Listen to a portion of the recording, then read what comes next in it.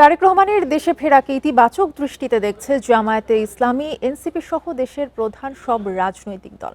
তার প্রত্যাবর্তনে বাংলাদেশের রাজনৈতিক শূন্যতা পূরণ হবে বলে আশা প্রকাশ করেছেন প্রধান উপদেষ্টার প্রেস সচিব শফিকুল আলম। জামায়াতে ইসলামের আমির ডাক্তার শফিকুর রহমান দলের ভেরিফাইড ফেসবুক পেজে তারেক রহমানকে দেশে স্বাগতম জানান।